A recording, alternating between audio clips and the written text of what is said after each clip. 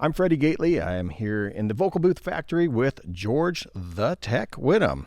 So George is basically you have a company that supports mostly voiceover people, right? Mm-hmm. And tell us a little bit more about what George the Tech is. Yeah, we've been traditionally a company that supports voice actors, and I've been doing it personally for over 15 years.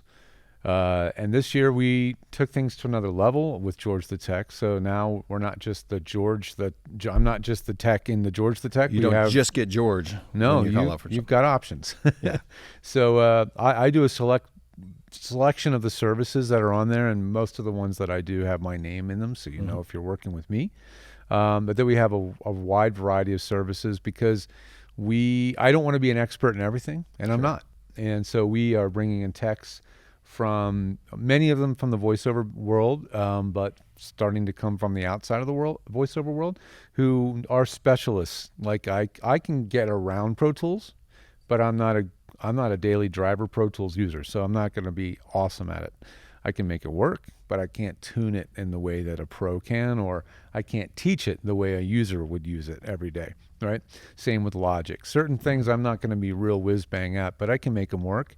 So we wanted to get better skills on board, and we have that now. You can, when you check our website and you check our service menu, you're going to see there's a lot of different softwares that we support.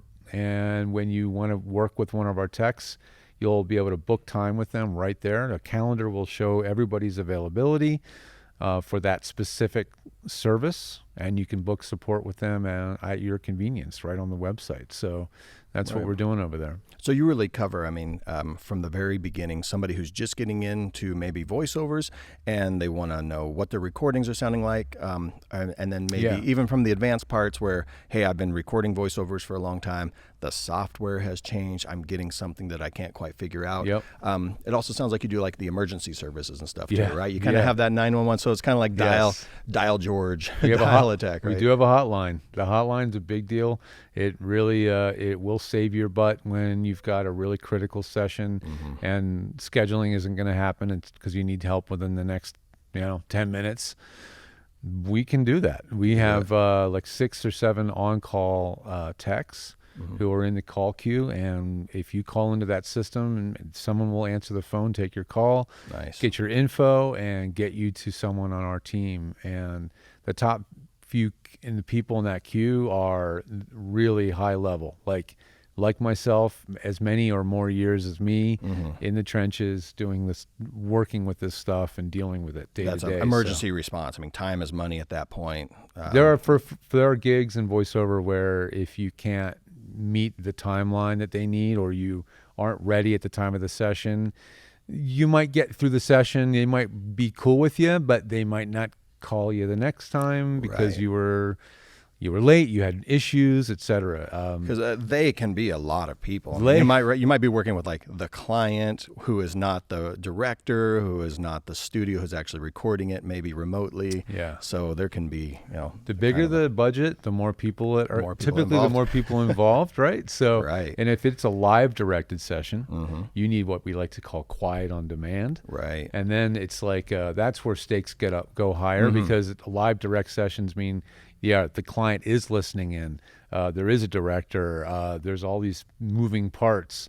It's really like being at a studio, except you're at home, the actor, and you have to make the workflow and you just have to make it feel to the client like you are physically there. Right.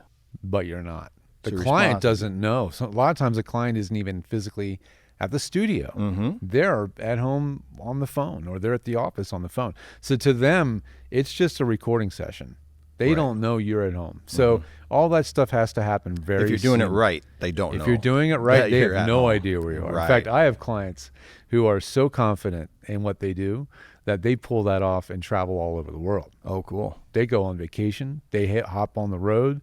They, and they have such a level of skill and confidence in what they do, and then of course support like us. They know that we're backing them up, that they can go and work almost anywhere. They'll put up their Starlink, literally bring a satellite in a suitcase and work from anybody, from anywhere. It's mind blowing. Yeah, that's amazing. So it's a really fun thing we do. Yeah, that's cool how it can like kind of decentralize, a lot of that. Like we saw a lot of people that were living in LA, living in New York, trying to be in those places of hotbeds of talent. And then, of course, in like 2020 and stuff, we saw a lot of those people kind of experimenting with moving out. I think, like you had people that were on the fringe about doing it, like, like you were kind of saying. There was somebody that kind of had it figured out, and then it almost became a requirement that, you be able to beam in.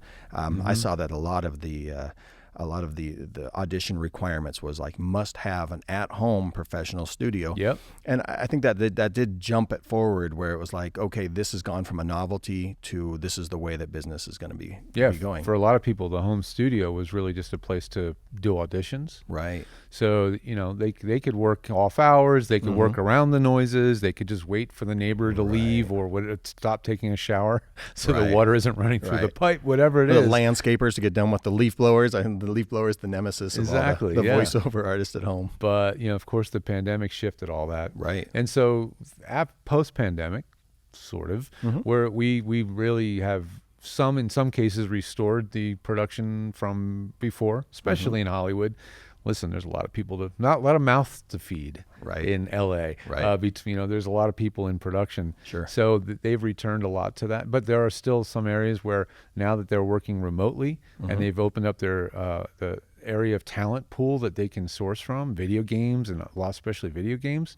That's going to continue to be remote. A lot of it is. And so people need a place to record that is consistently quiet. And that can open up a lot of opportunities too, right? I mean, for like your person that doesn't want to move maybe necessarily right into LA, start doing all the networking that's involved right within there. Right. Got to know the right person to get in the studio, to get seen. It's like pretty soon you can actually do a professional recording at home, do an audition, do your networking. Yeah. Actually on the network, and then finally even work from kind of wherever. There's a lot of voiceover you can do without being in the major market hubs, like Dallas, New York, LA. There are still plenty of work to do, but when you really want to book the big glamorous jobs, especially animation and things like that, there's people want you there. They want to have the people. It's still a very personal, tactile. Right. LA people huggy. Yeah. They're huggy. Yeah. It's they like that personal contact. Go to a NAMM show. That's what I told my son when I took him to NAMM. I'm like, you're going to see a lot of hugging. Exactly. That's LA. So you're going to get that, and so they expect that. But you want to spend your time building up your market, building up confidence, your contacts, securing an agent or two or three. And before you make a leap like that, and I see people all the time. Hey, I'm in LA now. I moved to LA. It's like a big deal for them because they're trying to crack this animation world. So yeah, there's so many different parts of the business and voiceover, so many different ways to make money, so many different requirements. We sometimes call it the voiceover industry, but it's really a category of production that crosses over many, many different industries. Right. So yeah, that's the voiceover industry, kind of what you're talking about too. Traditionally you're going to think voiceovers. I'm doing a radio spot, or maybe I'll get myself on a commercial that's a national commercial, and then I'm set and ready to go. Maybe I'll become the voice of Motel 6, or get to do a movie trailer or something. But yeah, we've seen that market really expand, haven't we? I mean, even just moving away from like a bunch of the really big national, markets, to where like maybe all media isn't as controlled by just those big conglomerates and stuff too. So we were kind of talking about that a little bit earlier. Like the market's gotten a lot bigger and a lot broader, right? For people to jump in. I mean, we're seeing so many like even the podcasts, but then smaller voiceovers for even. YouTube ads. I mean, you name it. There's a ton of things too. E-learning is a huge thing. There's corporate narration. You might do voiceover that unless you work for that company, nobody's going to hear it. Right. It's not very glamorous, but right. It can be extremely consistent and well paying when you start booking that kind of work. You become kind of the corporate voice for like corporate trainings and things like that. Exactly. You become the voice of a brand, and that's not the brand on the radio. That's the brand that those 10, 20, 30,000 employees will hear day in, day out on different things and videos, training videos, and et cetera, et cetera. And that's great work. That's really good, consistent. Some of my clients I've set up studios for, they're buying really high-end gear, really nice mics and all this stuff. And I'm like, what kind of work do you do? Oh, I do corporate this and a little bit of commercial sometimes, but the bread and butter is the corporate work, because I think some of those things, once you establish yourself as the voice, then you don't have to keep auditioning. Right. You could just you get now that relationship, and you're consistent, and they know that you can deliver a product that's going to be consistent with what they've already gotten. And like those big national commercials that are like the mythical voiceover gigs. Right. You can spend weeks, days, months, years auditioning, just keep hammering and trying to get a gig in that area. So it's kind of like the casino. You might get real lucky and get a big one, big payout, but it can be just it can be a grind. So a lot of people are very happy doing the non-glamorous work, right?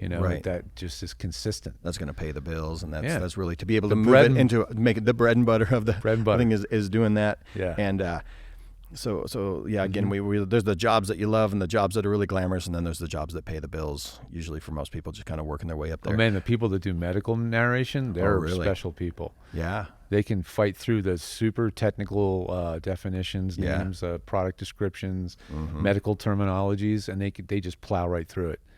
And it's not because they're just the best readers on earth. It's because they've read that stuff for 10 years. Right. So when they see that string of syllables, they can nail it almost every time. Yeah. Even if it's something they maybe have never seen, they're like, I know basically how this is all going to. It's like sound being a and how it's professional musician. It's like, we're going to do a riff and we're going to vamp on a B flat, and then we're going to. You don't need to see it all written out. You're just like, I got it. You got it. That's how it is. It's like music. They see that script, and they're the go-to person. There's some crazy stuff in there, but they're so good at reading that stuff, and that's their whole thing. Right. So you get to listen to a lot of different voices. You get to listen to a lot of different narrators and stuff too. Something I've kind of heard from a few folks is everybody was really, really, you can tell me what you think about this. Yeah. Everybody was really obsessed with the deep, warm voice where you're like in a world, this is going to be, and some of the folks just said, at one point, like nobody's wanting that anymore. They're like, things are just changing, like certain industries. Yeah. So even when you're saying about getting in with like a big corporation or something, you're like, you might be the voice of that commercial for that market, but then all of a sudden, like they're wanting a little bit more of, what they'll call like maybe a more nasally, millennial, Gen Z voice or something. You hear that a lot. Yeah, Gen Z. Yeah, absolutely. Yeah. So there's just kind of the full spectrum. Is it now a thing where there's not so much like a gold standard, like voice? It's just so broad and so like commercial work is very, very trendy, so it's whatever they're wanting right now. Yeah. And it's going to change. It's going to change gender. It's going to change all kinds of different, there's things that your voice just won't be suitable for. Sure.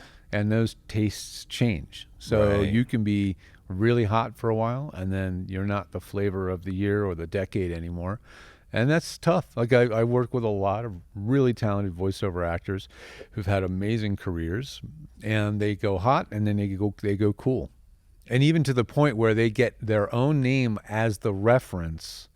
This is the crazy thing. Yeah. You can, as a voice actor, if you've been in this 20, 25 years, sure, you can see on the script like your own name, audition, and not get it. And not get the job. You don't quite sound George enough. You're not the version of George we're looking for today. Looking for, right? It's a bizarre business. It was kind of interesting too. I heard somebody once say that, like, they had a theory on it that was kind of interesting too, and they said, we feel like the decision makers are also changing too. Oh yeah. So as a decision maker is getting younger, yeah, you're going to maybe want to hear something a little bit closer to your own voice. That's right. And you're going to end up picking something that's a little bit more younger stuff. But so it sounds like that we would give our clients, your tech clients, our vocal booth clients and stuff, people getting into it. It really sounds like don't pigeonhole yourself too hardcore into a corner with what you're doing, but be cross training and be open to auditioning for all kinds of different things and working your voices out in a lot of different ways. You got to really figure out where you're strong, but you won't know until you've tried a lot of things. Right. I know a lot of people get into voiceover because first of all, people will tell them they have a great voice. They hear it a lot. Yeah. I hear that. People are like, you have a great voice. You should do voiceover. You do have a great voice. I laugh and I say, well, if I wanted to, maybe I could be, but I Right. don't want to work that hard. Right. So That is the one thing that I'm amazed with is that, when I talk to the people who are actually like they are making a living at voiceovers. yeah. And it's their full-time gig. Mm-hmm. They work. I couldn't believe how much they work. And that was the three things. And I kind of asked him, I'm like, how do you get to that level? Because, I mean, there's a lot of great voices out there. And, a lot of people even like the sound of their own voice, and they want to jump in. They're like, hey, I could do this. And they were told me, the first thing we do is we train every single day. The next thing that we do is we audition. And the third thing that we're doing every single day is networking. So kind of like you're talking about that, finding those gigs, talking to other people, cross-training with folks. Marketing and networking. Yep, marketing. I mean, you're all of a sudden becoming kind of a product yourself. And that's the other thing too is, kind of like in music or anything is like once you get somebody to represent you doesn't mean that you have just made it. It's not like just all of a sudden a record company buying your, a label buying your band and being like, now we're just going to push you. Yeah. Now you've got a team. You've got more people to help you. You have an ally to help market you. Right. But at the end of the day, this is an entrepreneurial pursuit. Period. Right. So you're partnering with somebody basically at that point rather than just being hired and very entrepreneurial kind of gig. Yeah. Yeah, and the other part about the work too, I talked to somebody who was doing Audible books, and he did like 100 Audible books in a year, and you're like, that's insane. But when you talk to him, I'm like, how many words? He's like, well, I'll read 30,000 words in a day. So he'll start, his day off, and he's like, I'm getting training, but then I'm doing training for other people. Then I'm doing my networking, and then I'm auditioning for my next books, and then I sit down and I read 30,000 words. And I'm like, how in the world do you keep all of those different accents and the characters, things? And that's a huge skill. And again, like you're saying, like getting a skill like that to where somebody knows they can just go ahead and throw it at you. And I know. I've known and worked with Scott Brick for many, many years. He's one of those people. I think he hit the 1,000 book mark by now. Yeah. It's a very unique skill set that these folks have. So it's really great because it's really never boring. I mean, I start getting some of the, you're doing some of the same stuff a lot, right? But everybody's studio is unique. Everybody's voice is unique. Their issues are going to have similarities, but they're still going to require personal customization to get the best result. And, a lot of folks are, people are good at searching on Google and YouTube and finding videos on how to do an EQ and stuff. Right. But at the end of the day, it's the fine tuning of it all. It's just like makeup. You can buy the makeup and watch the person teaching makeup videos and try it yourself. And it doesn't right? Do you know this from experience? You sound like you have some not experience exactly. Not exactly, but not exactly. But it's nice this is one of my millions of analogies that I use. Right. But it still takes years of skill to do the finer points and get them dialed. So that's another thing beyond all the support and the training. Right. I do what I call processing presets. Okay. So you send your audio in, and I will create the right EQ. And if there's going to be if it's an audition, there's going to be some compression, some limiting to bring the level up to a nice full rich tone so that it's marketable. It sounds, it's not even just marketable, it should sound familiar. Like when the person casting you listens to that audition, they should hear your voice and go, that sounds like the voice of my brand, and it sounds the way I imagine in my head it would sound like if it was on in the commercial. And if you nail all those things, within 3 or 5 seconds, they already know that you're in the running or you're the voice. Because like you're saying, I mean, equipment is more approachable. Like you can have a nice little studio set up. You can have computers are cheaper, software is cheaper. Everything's coming down, and yet you can get a really good sound and stuff too. So again, competition is gonna kind of get bigger. So a lot of times, kind of what you're saying too is like being 10% better than maybe. The whole crew in there, and what could that be? And essentially you can call up somebody like yourself and wrench your ears and say, I hear all of these different people. I know which of your clients too are making this as a career and who are getting hired, and saying so that I can see where that's very valuable too, is saying hey George, help me out, get me to something that is marketable, something that is saleable, because you've got a good finger on the industry. It's just from time. Yeah, it's just absolutely. Hearing so many. A lot of people will hear demos, they'll hear the finished products, but most people do not get to hear raw audio samples from all the other voices. Right. And that's what puts people like me in a unique position where I'm hearing what everybody else is doing. I'm hearing what their booths sound like. And, so now I know what it's supposed to sound like because of that. I don't know what it's supposed to sound like because I'm somebody special or I've had special training. It's just, this is 15, 18 years now of hearing thousands of voices in their booths at home. And that's what I can bring to the table. And the easiest barrier to entry really is our sound check service, which I still do exclusively. Nobody else is doing that yet. I won't let them. Sorry guys, but I eventually maybe. But I do all the sound checks, and that's just you're sending me audio, and I'm evaluating the quality, not your performance, nothing. Just your mic technique, your room acoustics, your recording levels, and your room tone. What does your room sound like? Do you have anything that's like a standard script for that, or you just say, hey, whatever industry you're in, send me something that you want to send me, or how do you kind of go about? I don't have any standard script. I just want to hear. Just send me your best work. I just, not even your best work. Just what did you record today? You did an audition today. Send me that. I want to hear that, or just send me a chunk of it. I don't want 20 hours. Don't need long. I want a minute or less. But send me that with some room tone. Always include some room tone, like 5 to 10 seconds of no talking. No talking, just what's going on in the space, what's happening, what are you dealing with there. And if you do processing already, I'm happy now to listen to the processed version if you want to send me 2 versions of the file, and I'll evaluate that as well now. But the sound check is the no-brainer. Like for $40, very high value to get a set of ears that have heard so many files and give you a very objective review of the quality. So you've got a lot of tools then too. I'm imagining that somebody sends you something, then you'll know like what space they're recording in. Do they need to give you that information too? Like maybe like where this is what's going on in my space. This is the equipment that I'm using and stuff too. Yeah. And then you just might not have the right microphone for the right voice, right? Yeah. I'll ask with a sound check. I just don't say send me a file. I say send me a file. Send me pictures. If you want to send me a video, I want to see what the spaces you're working with.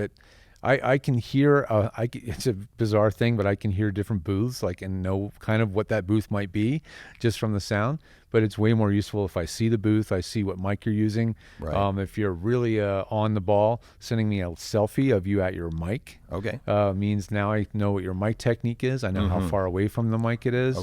I might recommend you get closer, sometimes further. I'm going to give you little tweaks and things that you can do, actionable things you can do. And then if it goes beyond that, it's like, we really got to work on the acoustics. Right. I'm going to recommend an acoustics tune-up, and then I have a service based on that. And then if everything's dialed, I'll say, you're good. It sounds awesome. Maybe you want a processing preset for a sparkly audition. Maybe you don't need it. But, I'll let them know what they might want to try next, But I won't sell you, I promise, I won't sell you anything unless you need it. I really won't. Right. I won't push you to, you really got to buy this. No, I'll let you know it's there. But if your audio sounds good, you'll know. I'll tell you.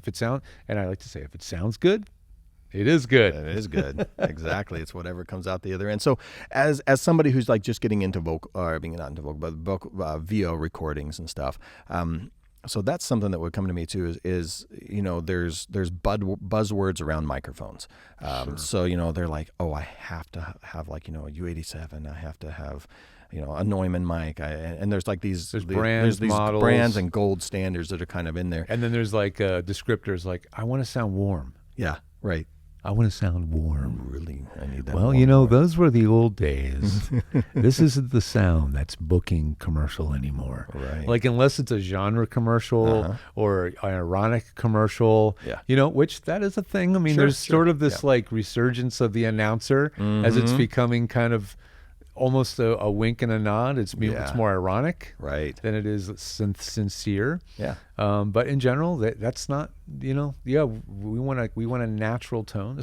So going. I guess what I'm saying too is how would somebody who's brand new, they haven't done any checks with you, they haven't done anything in the industry, they're just getting in. Maybe they're getting something like one of our VO1s or Silver Series, and they're just getting into this. Maybe they're recording in the closet. Yeah. Choosing a microphone, would it be like Is there directions they should take aside from just the standard, Yeah. let's check out these things? Or would you suggest like maybe narrowing it down or just shotgun approach, like Yeah. order 4 of them and return 3 of them? Well, I mean, there are pro audio dealers who are friendly to that approach, Okay. the buy, try, and return. Yeah, absolutely. And when you have that resource at your fingertips, that can be nice. I would say the only down, I wouldn't do that as your first go round. I would do that maybe as your second go round. Okay. Because unless you come from production, then you don't really know what to listen for among those 4 mics. Now, again, we have a service called Mic Check. Right. So if you do go that approach, Okay. then you have an objective ear to listen to those mics and rank them. And I will give you an impression of where I think those 4 mics fit in. The thing is, one microphone can sound different based on how it's used. So Okay. you might have 4 mics, but you might have not used those 4 mics correctly. Okay. Or you might have gotten lucky with one mic because you happen to put it at the right distance and your acoustics might be correct for that mic. But it doesn't necessarily, it's not that straightforward. Right. It's not like, another silly analogy, it's not like just trying nail polish colors. Sure. Because you put the nail polish on, it's that color, boom. Right. But with a mic, it's like how far away, how much intensity, how loud are you, how is your acoustics. The mic is interesting. It responds differently to different input and different techniques. So just start with a quality condenser mic, somewhere in the $100 to $300 ballpark.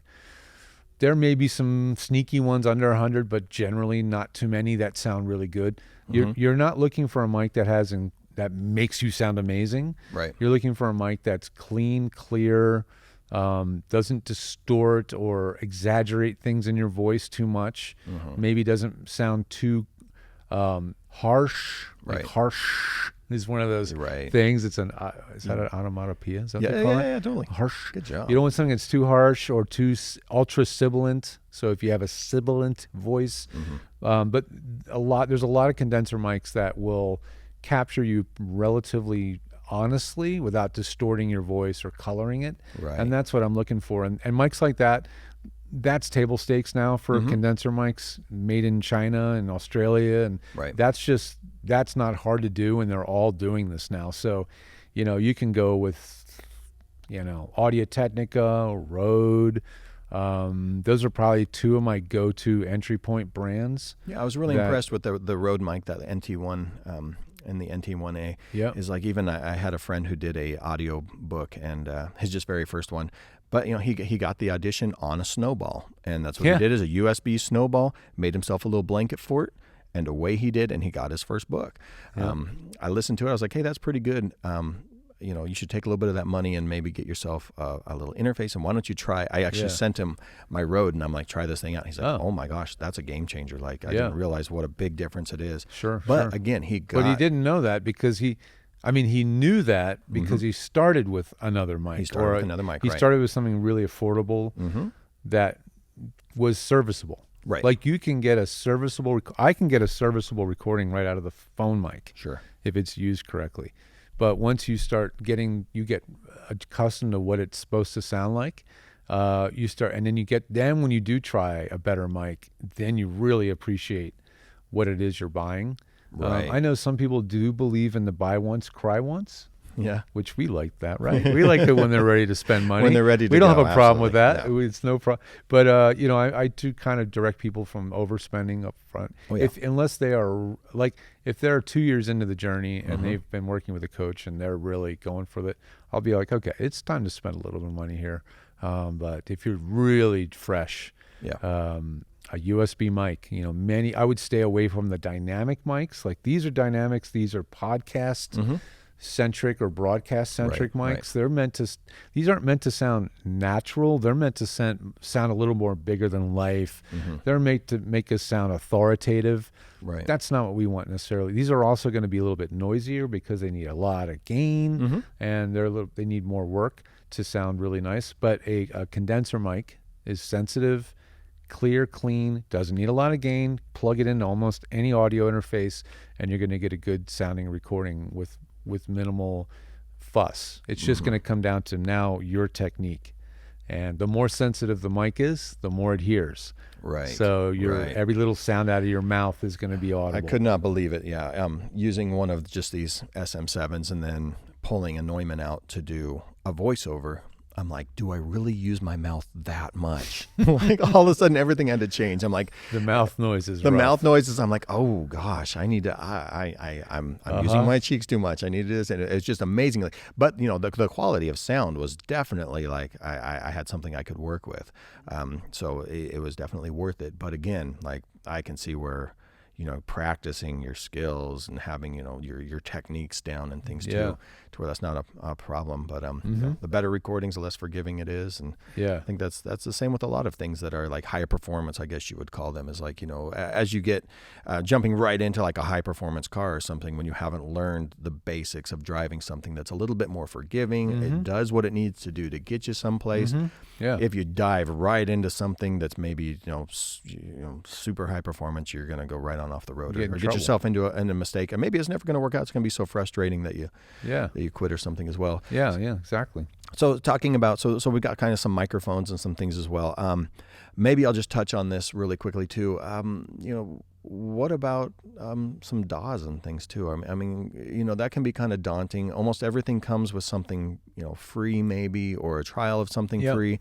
How far would you suggest somebody who's starting go all the way in with something? I mean, do they need the Pro Tools audio suite of something, they could stick with Logic, or is just like something that's like free, like Reaper or using something like Audacity? How much I am pretty opinionated about this. I'm much more opinionated about the software than I am about the microphone. Okay. Because if you start with the wrong software, in my opinion, you're gonna enter a learning curve that you may not have the aptitude for that or the patience. And so I tend to shy away very much, not tend to. I really discourage people from starting with multi-track DAWs. Okay. What we would call is a DAW is a digital audio workstation. Those are generally going to be multi-track applications. Logic, Studio One, GarageBand, even GarageBand, because there's more functionality than necessary. Right. It's like I use a lot of analogies. It's like you could whittle with a 50-in-1 Swiss Army knife, but if you have a nice whittling knife, it's so much easier to use. It just works better. It's more comfortable. It's kind of like that. It's like there are recording programs that are just so much more suited for that use with a far less complexity. That's where I'm going to go. And for me, there's really kind of a top three for me. Okay. Pretty much now that's seated comfortably at number one, I would say, is Twisted Wave, because they finally support Windows. Okay. So now I can finally tell Windows folks to try it. It's just elegant, it's just really, it has what you need, what you don't. Are there features missing from it? Of course. A lot of what to me makes a right tool for the job is what it doesn't have. Okay. On the other end of that spectrum is Reaper. Right. It is like, Reaper to me is like, car analogies. Let's go with that. Yeah, sure. Twisted Wave get away is from like cosmetics for a moment and go to some more Twisted car Wave analogies. is like a beautifully pre-built die-cast model car, like that you put on your shelf. That's what it is. And it looks amazing. It's beautiful. It's perfectly made. Reaper is like the Revell plastic model that I used to make as a kid, and it's like I can slap this together and it will be the semblance of a car when it's done, but it's going to be hideous. It's not going to work well. Reaper is kind of like that. Yeah, you can plug it in, load it up, turn it on, and start recording with it, but you're going to have to do a lot more customizing to make Reaper work as efficiently as it can. It can be extremely efficient, and with a lot of training and time, Reaper can become this really well-oiled machine. If that's only, though, if you're willing to invest in that, if you're willing to invest the time, right? Okay. Twisted Wave is just out of the box, been essentially developed for voice actors for almost 15 years. Wow. Okay. I have been using it about that long, and the guy that develops it has been listening to us very closely, us, the voiceover community, very closely about what we actually want and what we need. So that's a reason why I like it so much. If you're already in the Adobe sphere and you're in the Creative Cloud, Adobe Audition is fantastic.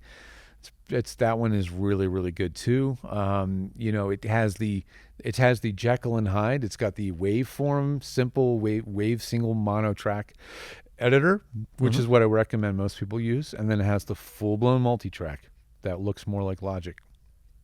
And so whatever direction you need to go, you're pretty well covered. So things like editing in Logic takes some practice. It's not quite as elegant for a voiceover, but when you're in waveform mode, it's a very efficient process. Same with GarageBand. It can work, but editing in it isn't nearly as fast and efficient as you are when you're in a waveform editor. So yeah, I'm big on tools that are suited for the need, because voice actors just don't have the time to spend a lot of time learning and massaging the audio. And it sounds like that's becoming more and more important too, of like actually providing what's very close to a finished product on your own, right? I mean, you're not just walking into a studio having somebody tell you what to do and then they take care of it all. But if you can get, you're going to get more work if you can provide something that's almost finished, like up to their standards, which would mean, like you say, like editing. It's good audio in.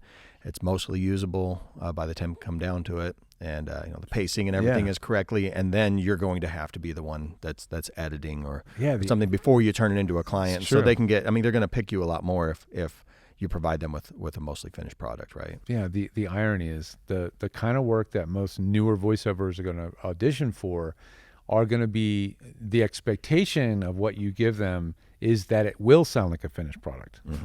So as a beginner, you have to know how to, or have the right resources to create that file that does seem like a finished file.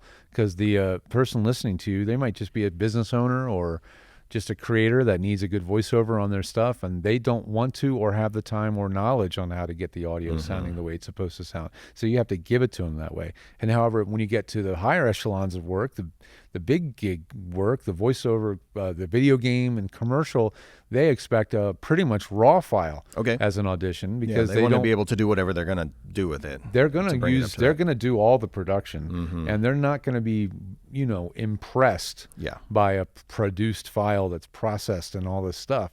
It's so for commercials and video games, things like, if processing is used, it has to be completely unnoticed, very transparent. It shouldn't even be, you wouldn't even know it's there. They don't want to have to go and unpaint, uncolor something, strip it back down so that they can finish it up, polish it, and make and it when you look do the job, that's for sure going to be, you're delivering absolutely raw audio, period. And again, at the lower end of the business or at the smaller business model where you're working directly with the client, you're going to more likely be sending in finished or edited, mixed, produced audio, because that's what they expect. So yeah, that's the lower the gig, the lower the price, the more they expect you to do.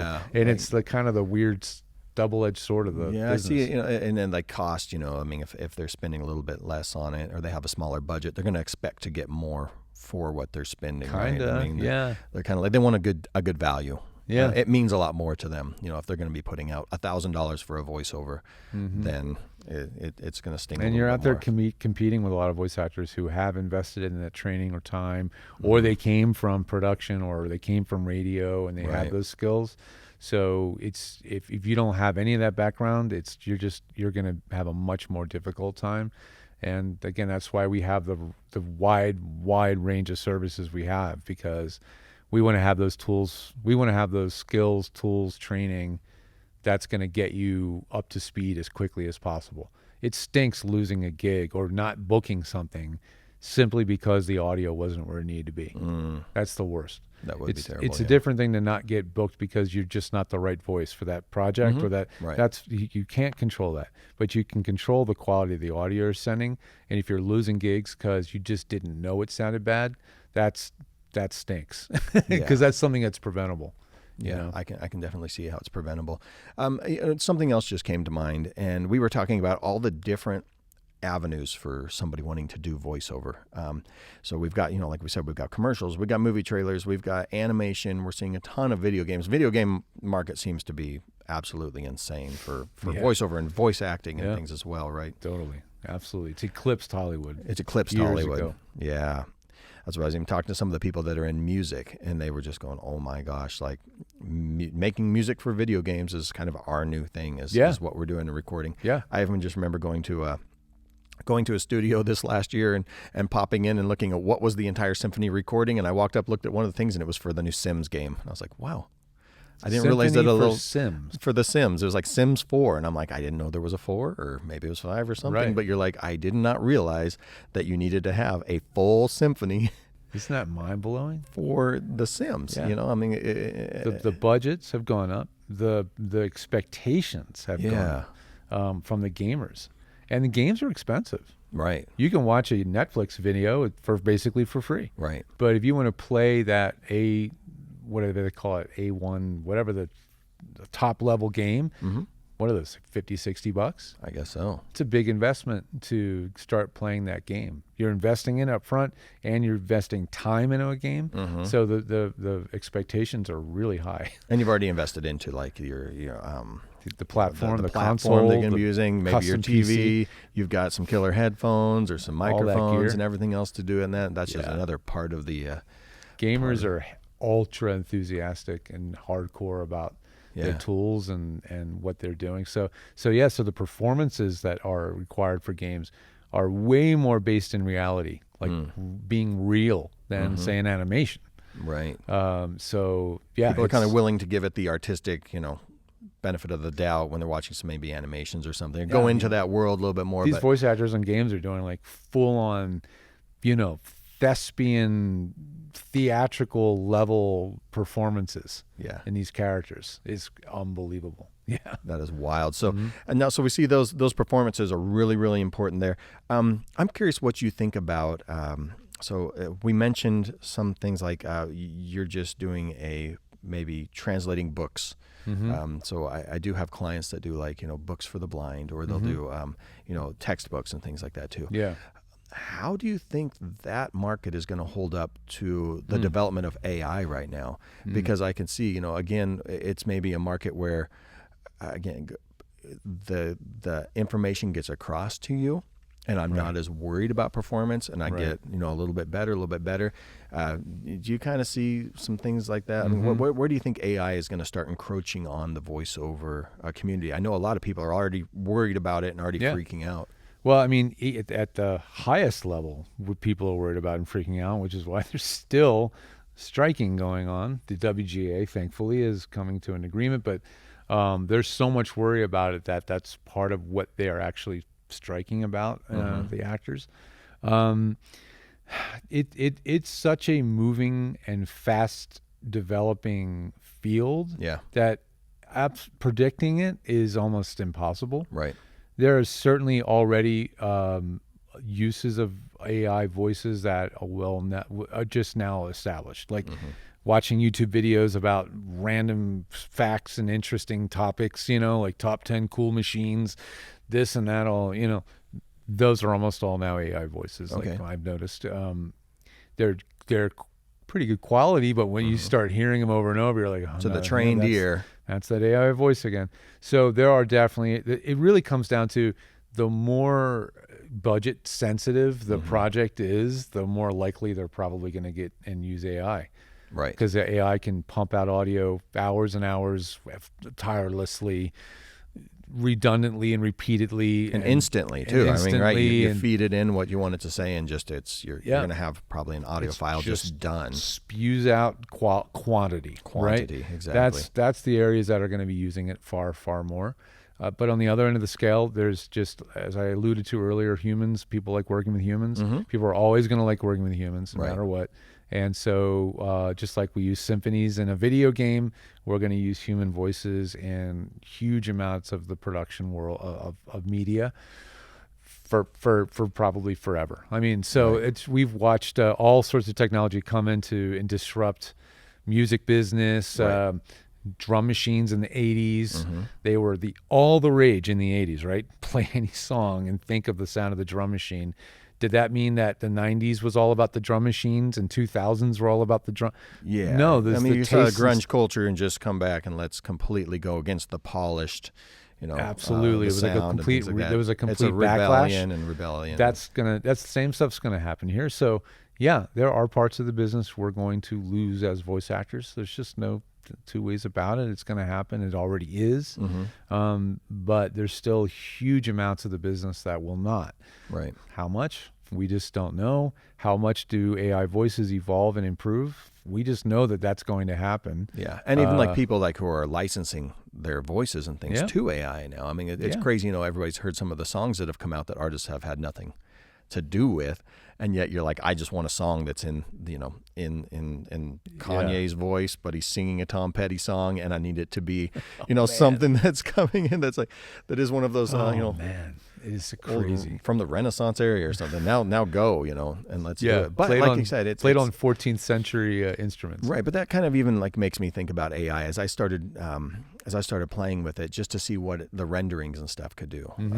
Starting playing with Midjourney and some of those other ones, and they're cool, but they don't seem inspired. No matter what, at the end of the day, it does feel like a copy of what somebody has already been inspired to create. Yeah. And I think that's the big thing about artificial intelligence. It's still artificial intelligence, and it doesn't have the inspiration. I mean, it can be programmed to have what we think inspiration is from, but it doesn't actually access the muse, at least not yet. Yeah, well, and that's another thing I was saying. I was like, and I know these technologies are changing by the week. We know this, but to get an AI voice to eke out a convincing quality performance will be a very difficult process for the producer, programmer, whoever it is that's doing it.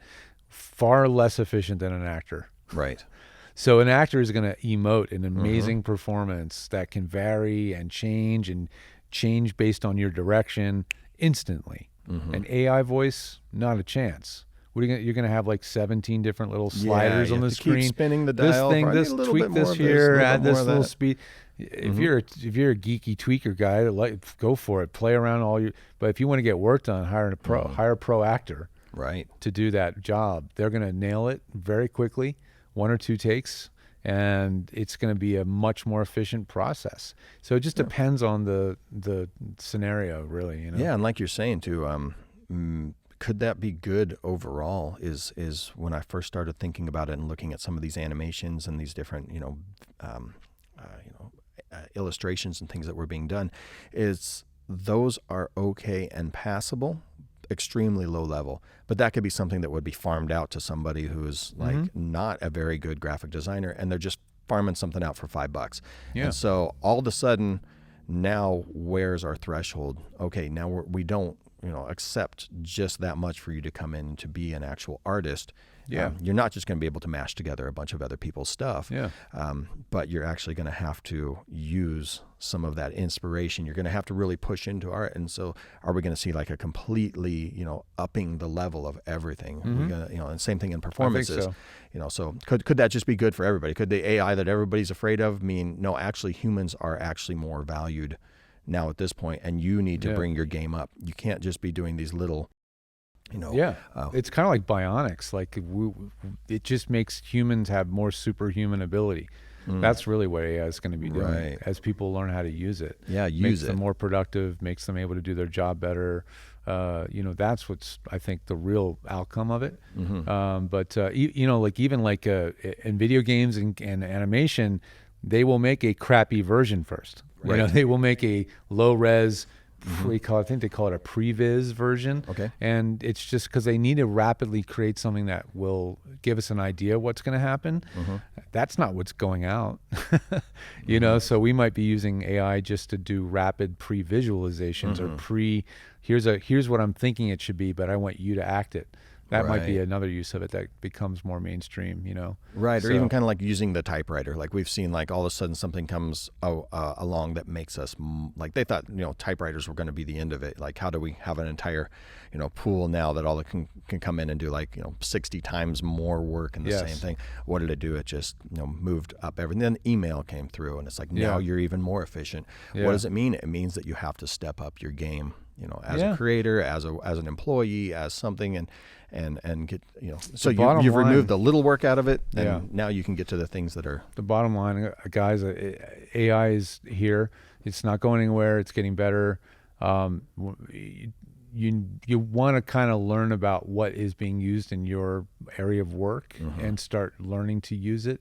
It's scary. It's overwhelming. There's a lot of options, but you want to start learning how to use it to your advantage because it will keep you competitive. Right. And that's the long and the short of it. It'd be like writing a novel and saying, "Well, I don't use spell check. I really do it manually." You can't do that. You can't get a thing done in time. You can't meet a budget or deadline. You can't.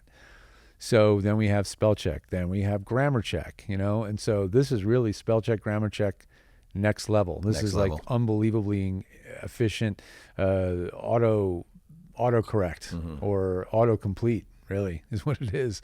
So you just want to know how to make use of those tools in an appropriate way. You can focus on being the more human part of the entire process. Exactly. Kind of frees you up to do those kinds of things. Yeah. So we kind of talked a little bit about microphone selection, and then we talked about DAWs. We did. We've gone all the way down the AI rabbit hole, which finally gets us to another thing is what we specialize in, which is the acoustics part of it and room treatment of the actual space. Yes. So like I was saying, you can it's still important, guys. It's still important. It's still important. And and even you're seeing AI and stuff come into that a little bit more, where we can treat spaces. We've seen noise cancellation. We've seen processing, things that can be done afterwards.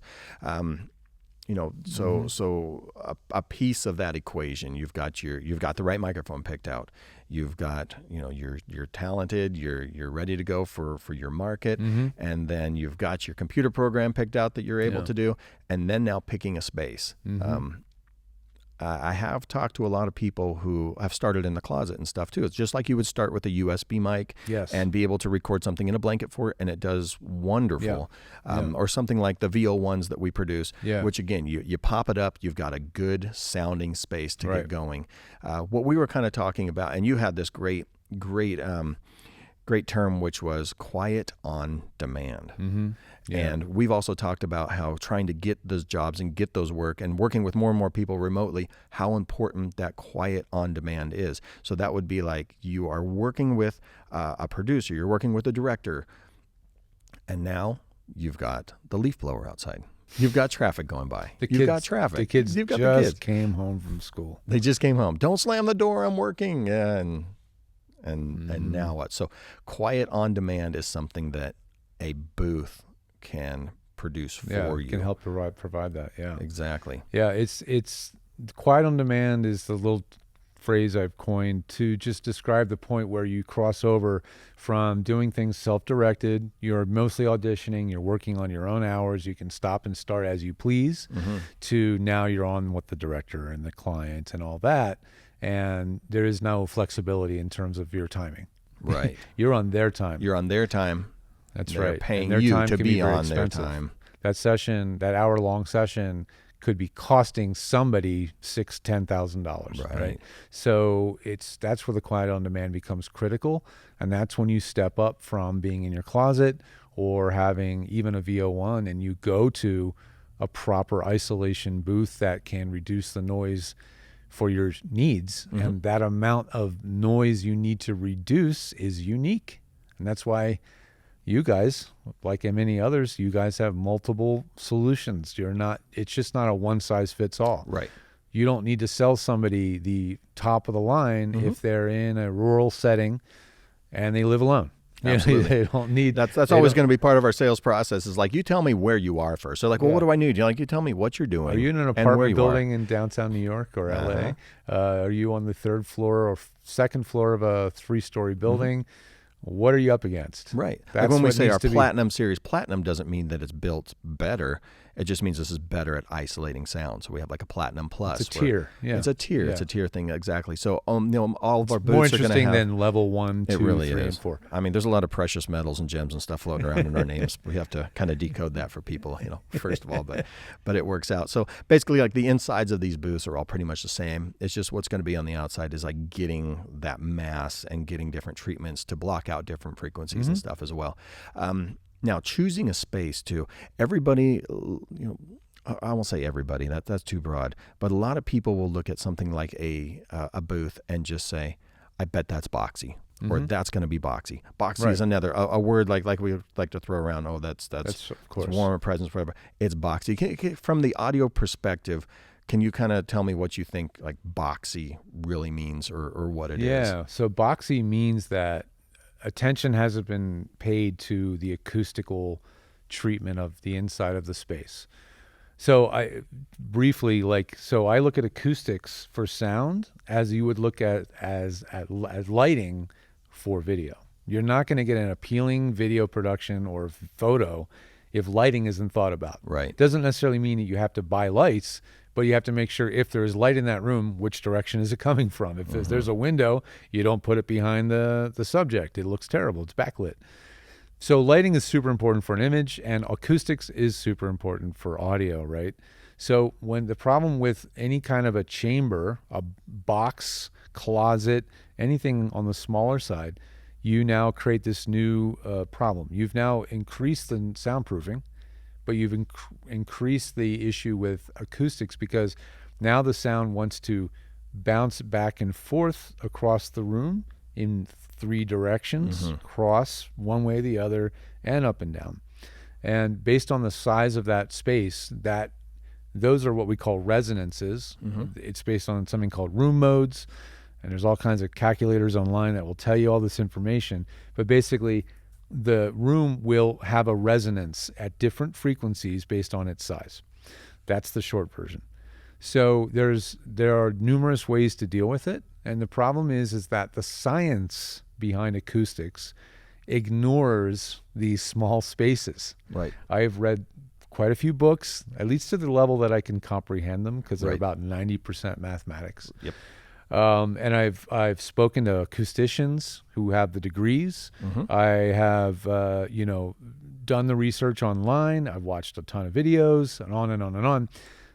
Up until the last 5 years, there's been very little knowledge about this area, and it's been mostly just experimenting and just luck. So there are products now that we're making use of, and we've come up with some things for Vocal Booth that, when used correctly and in the right place and in the right way, can dramatically improve that space, so that not only do you get a good sound, but you get a good sound at a different distances from the mic. What we often do is to just get an acceptable sounding recording in a less than an ideal space is just get a lot closer to the mic. So my common one is a fist to thumb away from your condenser mic. Right. That doesn't work for these guys. You got to ones are be a up little bit close. Right. So that's usually where we start. But once the booth is tuned well, and we've done some great tests the last few days where we've proven this, now you can get further from the mic. Right. When you get further from the mic, it's more comfortable. You can physically move around more without the sound changing in an audible way. Also, when you're further from the mic doesn't hear as many mechanical noises. Well, what are those? Mouth noise. Right. Mouth noise is a mechanical noise. Okay. So it doesn't matter how loud you're speaking or quiet. That sound is exactly the same volume. It's just your mechanical noises coming out of your face.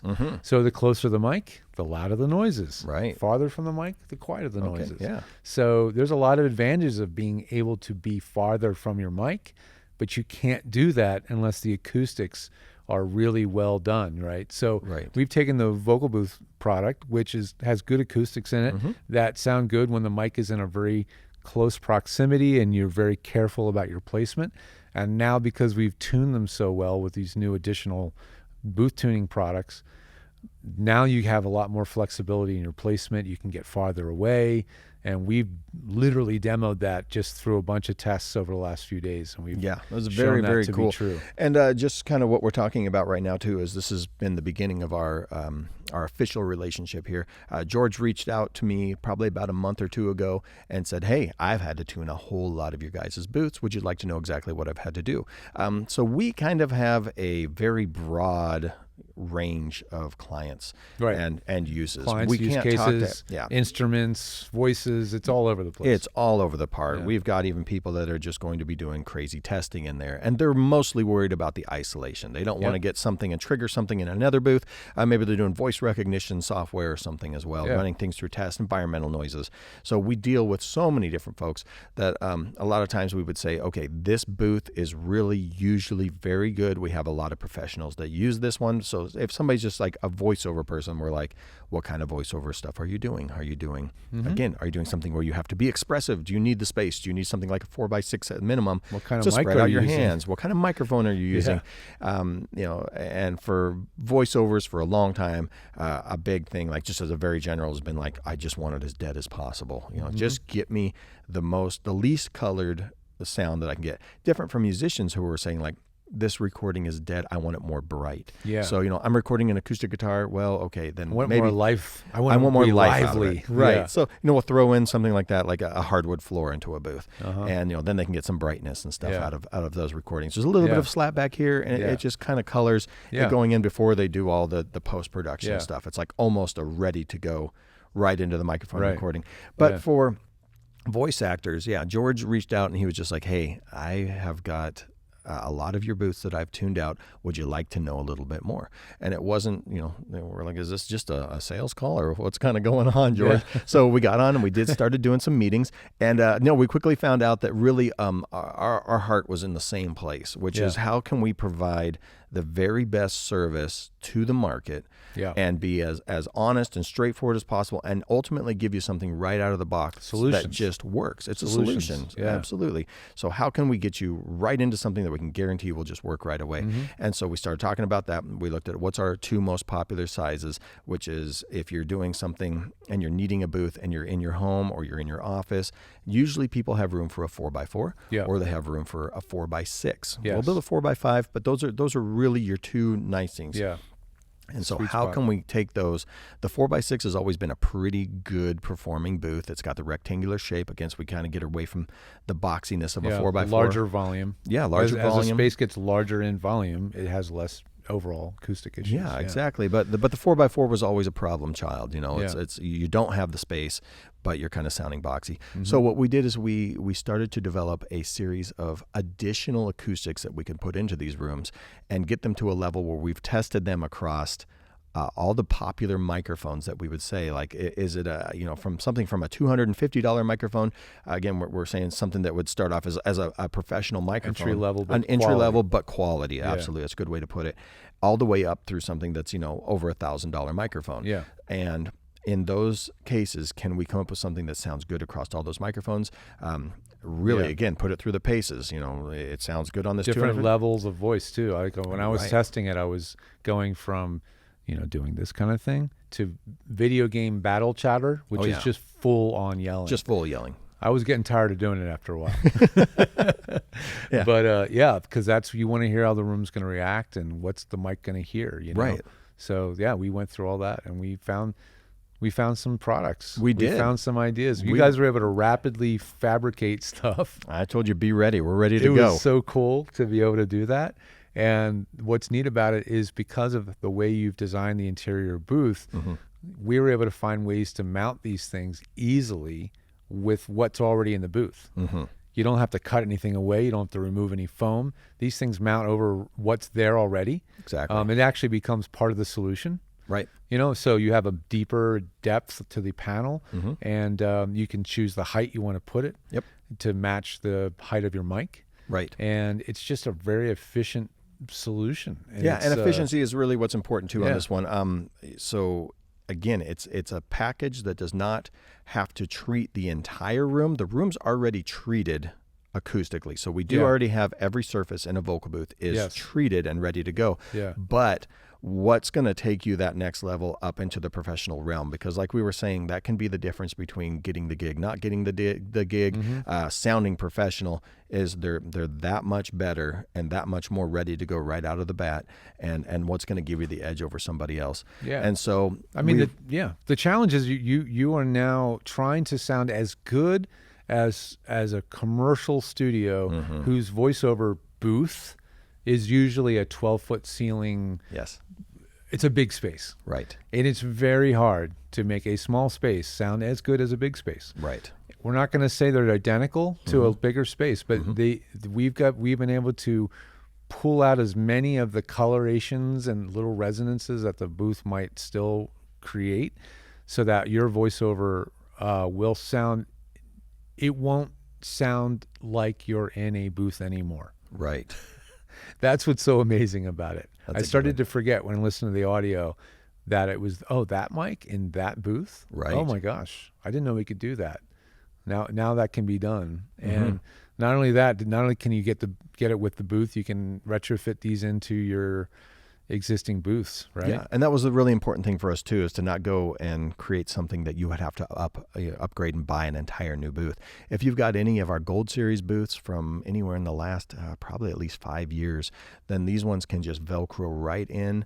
And again, with the way that we've done this industrial Velcro for these pads, they fit our panels perfectly, but they can be up or down. So if you're standing all the time, then you move this up to where your microphone is. It treats that level. It treats that space. If you're going to be sitting the whole time, then you can move it down. And even just for your height, for your microphone. So it's flexible. It's not a one size fits all. Yeah. And then if you've got a Platinum Series, no problem. Those will fit on any Platinum Series from the last 20 years. They can go right onto those booths as well. So I'm really confident. I'm really excited. That was a super good sounding recording. We'll have those on our website and everything too. Hopefully Again, by the time you guys hear this, yeah, you'll in be fact, able to. sitting. I think I had them. Oh yeah, they're right behind me. I'll grab those really quickly. Okay, so what I've got right here is basically what we're calling a broadband absorption panel. So this is made out of multiple layers of different materials because, like you said, we have different frequencies. We have different nodes and stuff that pop up in pressured areas depending on the frequency. That's what's so wild. At a really low frequency, you've got a few different pressure points. As you keep going up in frequency, you end up with just thousands, and then eventually just to where it's millions and it doesn't even matter pressure anymore. zones. Pressure exactly. zones. So we built this one in-house, and this is a bunch of experimenting and a bunch of testing.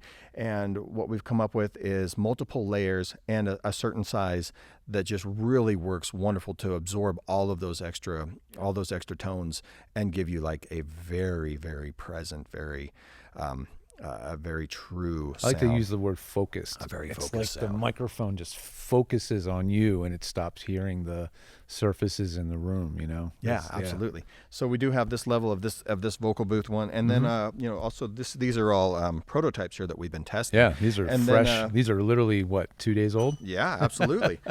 And then we also have. Well, you can always. Also Did you hear just, that? Just right by the microphone, right? The way I'm your just talking voice. and it's just kind of gone. And Your then voice nowhere to back. disappeared. Yeah. My voice disappears when I'm behind this one, so that's a pretty cool pad.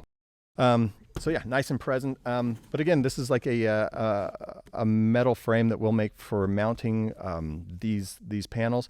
They can be Velcroed on. They've got a real nice. Place to grip and everything too.